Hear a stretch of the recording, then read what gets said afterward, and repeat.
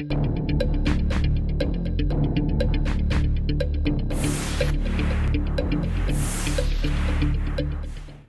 guys, Trevor the High Desert Tactical, and I wanted to share a brief thought with you this evening.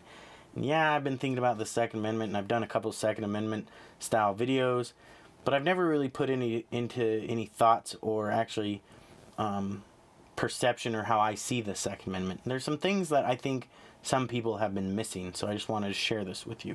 First, we'll just cover the Second Amendment. I know that a lot of you know it, but I like to just say it just in case. I'll be reading it because I can't recite it verbatim.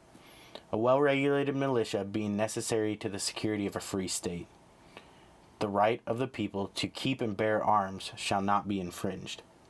So we're going to cover two parts about this.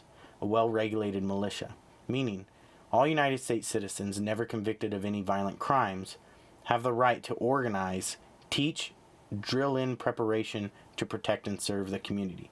Now focus on the term community.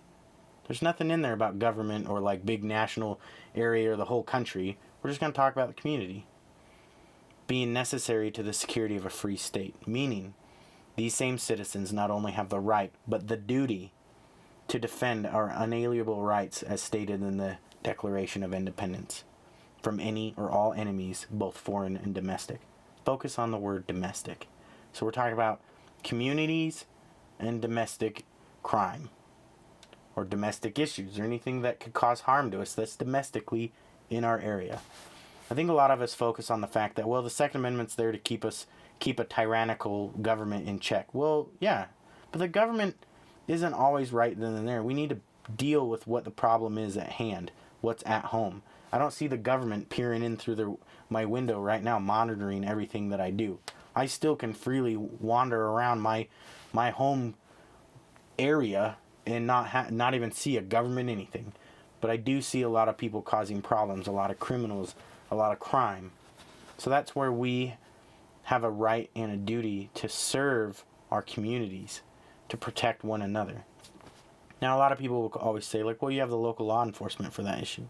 Well, a lot of people fail to realize that the local law enforcement actually faces the same threats as we do. It's not like they magically deal with a bunch of bad things and we never see them. We're actually the ones that call them in to find those threats, or we've already found the threat and we need their help. All right? That's why law enforcement, or even, emergency services are called first responders. They're responding to a problem. They're not preventing the problem. The problem has already occurred and now they're showing up to do paperwork. Who's there that actually called in the problem?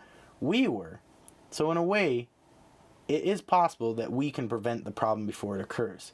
That's where being, armed or trained, or having the gumption or the ability to not allow our self-preservation instincts to atrophy, we need to exercise the right that we are allowed to protect ourselves. So who is more likely to be a victim? Law enforcement or a citizen? Well, obviously there's more of us than law enforcement. Okay? So the odds are is we are more likely to be victims. We can stop that. There is a way to prevent being a victim. It's to protect yourself.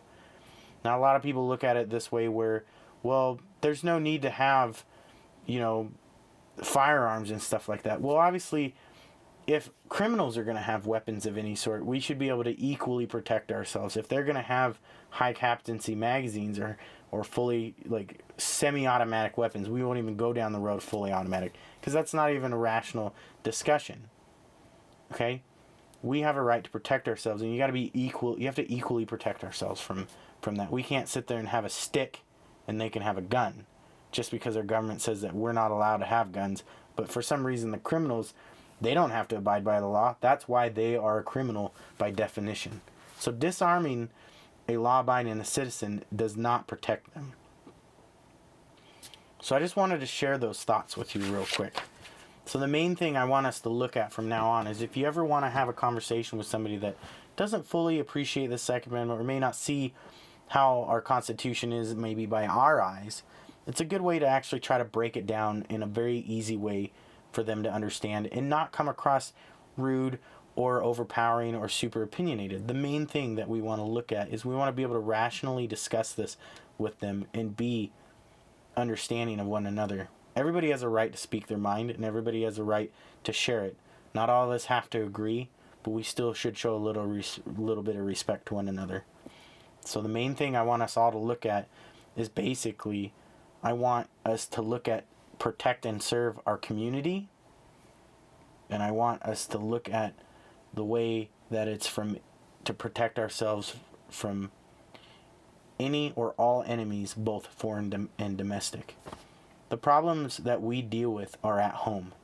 There are problems across the country, like in the White House, and things that they want to talk about. But the main thing is we have a right to protect ourselves and what's around us right now. It's our responsibility and our duty to aid one another. Sometimes we can be a little selfish and maybe not care about your neighbor. But the main thing is we need to look at it this way. It's not us or them. It's all of us. Why not come across as an asset? Why not have your neighbor, who may be an anti-gunner, feel safer that you're there to help them and keep them safe, to keep their family safe? Make sure that there's a way we can purvey to all those around us that those who are Second Amendment supporters or legally concealed carriers or people that are firearm owners, we are good people, and we are there to help. We are not a threat. We are not the problem. We are part of the solution.